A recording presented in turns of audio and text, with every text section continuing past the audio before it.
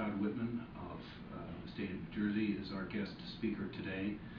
Governor Whitman, I think, is a wonderful guest to have start this lecture series. We're talking about women in politics and helping encourage women to run for office, and she certainly fits that bill. She's also served in President Bush's cabinet as the EPA administrator, and there are a lot of students and people in the community that care about the environment.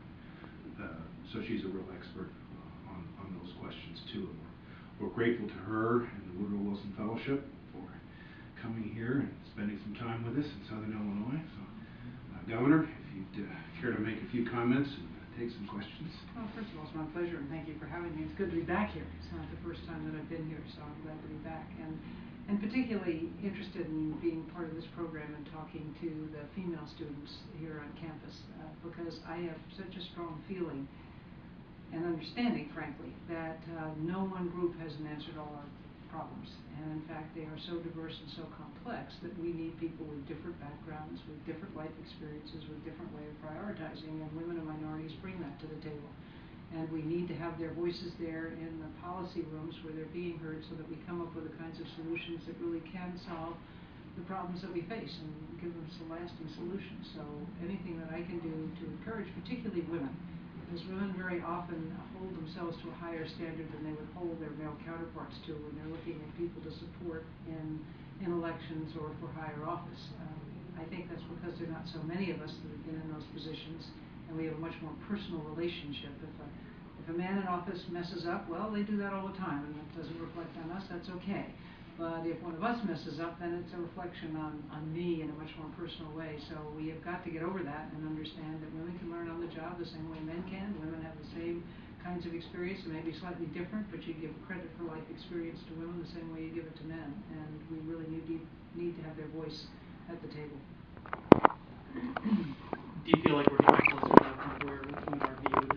Well, I would say we're getting closer, except that it's 27% of the House and 17% of the Senate are women, and we've lost. This is the first time in this last election cycle where we actually lost women representation in the Congress. That's not a good sign. We're still way below. We're better than 50% of the population. We've got to be above 27, maybe above 17, whatever those numbers are. They're right around there.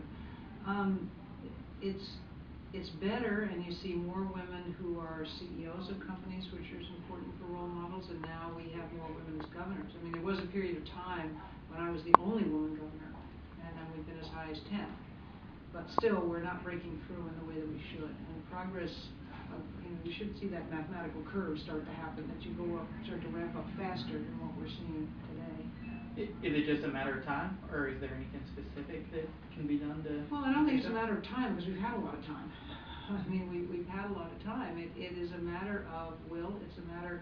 I think the economy is having a huge impact on women too, because very often women, you have families where if you have the two-parent family, the woman is working as well, and they're still always going to be looked on as the primary caregiver. And it doesn't matter whether it's for children or for parents. If something goes wrong, the woman is the one that people are going to look to do something about that, and that takes away from their ability to do other things and their feeling that they want to get involved in something else because they don't want to take away from that. So it's a combination of forces, and women have not been, as I said before, as good at supporting other women as we should be and letting them know that we understand their problems. And I mean, I can remember when I first ran for governor, I had a three-way primary. It was a tough primary. I won it, and that was in June. I campaigned all through the rest of June, early June, the rest of June, all of July, and then in August I took a week off.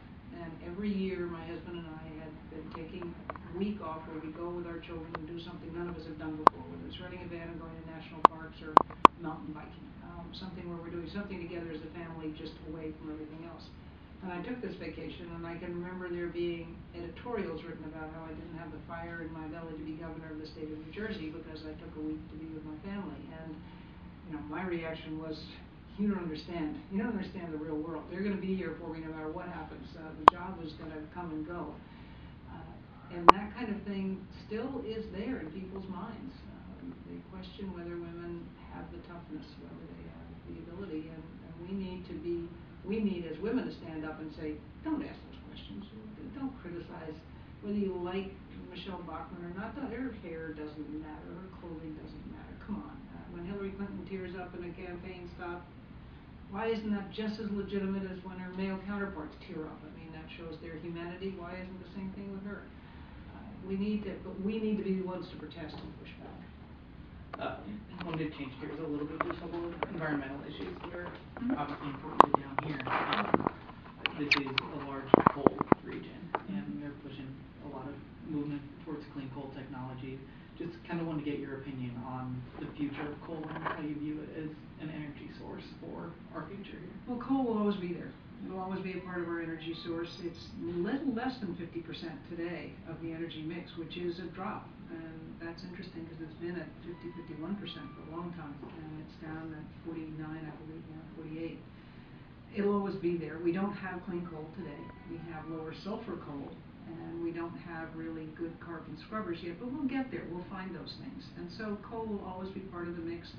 I personally would like to see us continue to maintain at least the 20% and perhaps expand a little bit our nuclear capacity, to take a look at how we use our oil and gas and see if we can't come up with a better way for moving our mobile fleet around rather than using imported oil.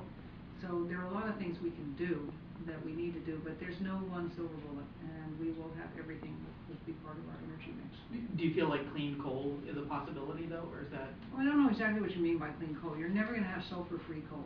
So you're always going to have those pollutants. What you will have is lower sulfur, and then if we do a good enough job in finding scrubbers, and actually I've seen one patent that would remove sulfur at the front end of the coal before it's burned, and so it would not have the same pollutants as it went through the process, which would be a good thing. But that's not ready to scale yet. It's not ready to get up there. So this will take time, but eventually we'll get to a way to certainly reduce, never eliminate entirely the emissions from coal.